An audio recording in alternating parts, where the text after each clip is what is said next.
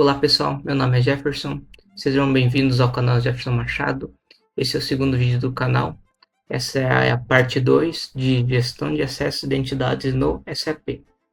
Esse vídeo aqui irá ser abordados os seguintes temas. Iremos abordar a estrutura de autorizações no SAP, considerando os objetos de autorizações, perfis, roles, o modelo de acesso em roles, que é o Rayback, e as transações críticas e segregação de funções. Inicialmente, vamos abordar aqui um assunto que é muito interessante, que é a estrutura de autorizações no SAP. Quando a gente fala de segurança, de acesso no SAP, é muito importante entender como que funciona a estrutura de autorizações no SAP. Esse vídeo, a ideia é ser um vídeo breve, não é um vídeo muito profundo, técnico no caso. Então esse vídeo aqui não vai ser muito longo. Passando aqui falando de estrutura de autorizações no SAP, inicialmente temos que entender o conceito de objeto de autorização. Um objeto, até como está descrito aqui, até eu botei um pouco mais técnico também, ele é uma estrutura do sistema que ele agrupa em torno de até 10 campos de autorizações. Como que funciona no SAP a questão de autorizações hoje? No SAP, todos os processos, ali, seja uma venda, seja uma entrada de produto, é feito por meio de transações. As transações são códigos mesmos. Por exemplo, como nessa imagem aqui. Nessa imagem a gente tem aqui um código chamado VA02, que no caso, no sistema SAP, a VA02 ela permite fazer a modificação de pedido de venda. Uma curiosidade interessante sobre as transações SAP é que algumas transações que terminam com 01, 02, 03 têm uma função um pouquinho diferente. Por exemplo, VA01 ela permite você criar um pedido de venda. VA02, como nesse caso aqui, permite modificar. E VA03, exibir. Ou seja, todas que terminam com 01 as transações, elas permitem você criar. 02 modificar e 03 exibir. Essa seria só uma curiosidade mesmo. Voltando aqui ao assunto, os objetos de autorizações eles trabalham em conjunto com as transações. Por exemplo, supondo que um usuário aqui tem acesso a VA02. Ele tendo acesso a VA02 ali por meio de um perfil, que iremos tratar aqui nos próximos slides o que é um perfil também, ele vai ter acesso por meio de objetos de autorizações, que estão atrelados à transação.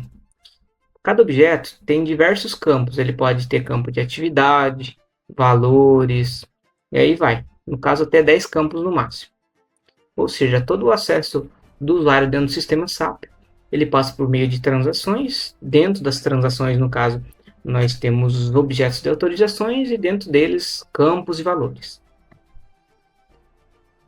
Quando a gente fala de acesso de objetos ali também, a gente pode pensar, ok, tem um objeto de autorização, mas aonde que ele vai ficar esse objeto de autorização? Onde que ele vai estar para o usuário ter acesso? Então, aí a gente entra em dois conceitos aqui que eu vou tratar até um pouquinho separado, que são os perfis e também as roles de acesso. Os perfis aqui, até como diz aqui, eu coloquei uma definição bem breve dele, ele é um pacote de permissão.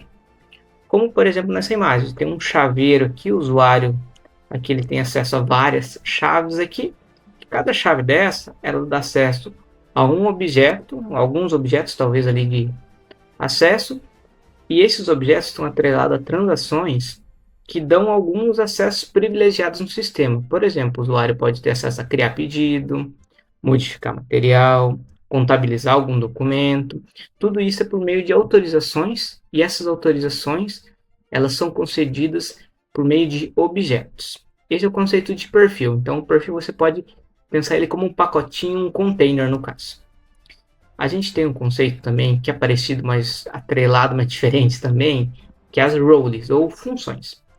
As roles ou funções, ela é um container também, porém é onde a gente administra o acesso em si às transações de objetos.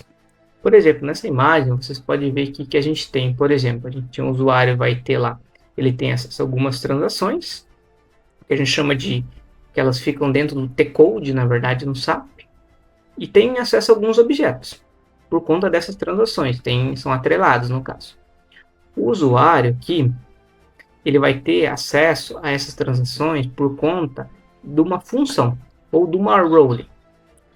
Quando a gente gera uma role, uma função, automaticamente, quando a gente gera ela, ela vai ter dentro dela vai estar atrelado as transações e os objetos. Quando a gente gera ela, por trás, pelo back-end, digamos, do sistema, ele vai gerar um perfil de autorização, que é o que a máquina entende, que o computador entende ele, o sistema, que é esse perfil que irá dar acesso ao usuário. Ou seja, a gente tem de um lado, a gente tem o role e do outro lado a gente tem perfil de acesso, que são vinculados, mas não são a mesma coisa. Aqui até diferenciando o que é role e o que é perfis, a gente pode dizer que é role ou função, no caso ali, é o que o usuário precisa fazer. Tipo, o usuário precisa fazer uma venda. Onde vai estar esse acesso para ele conseguir fazer uma venda no SAP? Vai estar dentro da role, ou da função, no caso ali. Já o perfil é o que o sistema entende. O sistema ali operacional que está rodando, o que ele entende ali para conceder os acessos é o perfil. Digamos, essa é a diferença. Temos também o modelo de acesso baseado em roles, que é o REBAC. No SAP, a gente pode ter o modelo ABAC, que normalmente não é muito usado, eu conheço poucas empresas que usam, e a gente tem o REBAC. Vamos focar aqui mais no REBAC, explicar ele, que ele é o quê? Ele é baseado em funções. Em toda empresa, normalmente, cada um tem sua função na empresa. Um é analista, outro é assistente, outro é gerente, e cada um tem sua função e seus deveres no dia a dia. O modelo baseado em role, ele é baseado em funções, ou seja, na função da pessoa. Por exemplo, nessa imagem, a gente tem um controle aqui de acesso, tem alguns usuários. Cada usuário, por exemplo, a Maria aqui, ela tem acesso na analista financeiro, ela pode ser talvez gerente, consultora de RH, entre outras funções. São funções talvez atribuídas dela no dia a dia. Essas funções, automaticamente, ela concede acesso a permissões, que são transações normalmente, ou até objetos, no caso ali dentro das transações vão ter os objetos. Ou seja, o REBAC ele é um modelo que em questão de segurança ele é muito bom, porque ele tem uma divisão muito boa, ele divide por funções, cada um tem suas funções e com isso vai ter o privilégio mínimo de acesso. Não irá ter um acesso muito amplo. Porém, em muitos casos, a gente pode ter um usuário que ele vai ter diversos acessos, porque às vezes ele faz diversas atividades dentro da empresa. Seguindo aqui, uma curiosidade apenas é que eu trouxe algumas transações de alto risco quando a gente fala de segurança. No SAP a gente tem várias transações, tem uma lista bem maior do que isso aqui, mas a gente tem algumas que são de alto risco. Por exemplo, o PFCG é onde a gente faz a administração dessas funções. Temos a S-User1, administração de usuário, SC38, execução de programas, ABAP, entre outros aqui como estão nessa imagem.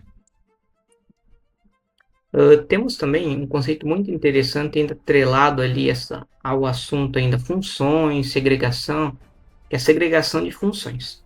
O que ele é? Uma prática que ela divide o processo ali do negócio, o usuário ali, em cada um tem suas funções ali. Porque quando a gente fala de acesso no SAP, a gente tem ali, igual a gente viu, a gente tem os perfis, tem as funções, transações, objetos, com várias palavras aí. Porém, a gente tem que ter uma segregação de função. Por quê? Para não ter um probleminha como essa imagem aqui mostra. A gente tem o usuário, supondo aqui, o usuário A. O usuário, vamos lá, supondo que ele mesmo, o único usuário, tem acesso a criar fornecedor, lançar, aprovar pagamento. Imagina o problema que isso aqui pode acontecer. Porque ele mesmo consegue criar o pedido e ele mesmo consegue até aprovar. Se tiver uma divergência, alguma coisa, ele mesmo consegue, digamos, burlar dentro do sistema. Isso é um alto risco para muitas empresas. Então, o correto é o quê? A gente ter diversos usuários e cada usuário ter seu acesso privilegiado necessário. Ou seja, quem cria o pedido de fornecedor não pode ser o aprovador.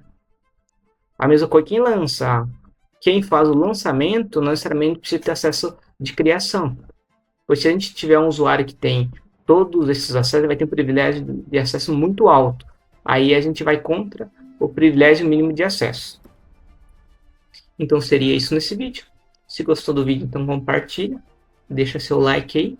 E em breve lançarei a parte 3 desse vídeo, continuando sobre a gestão de acesso de identidades.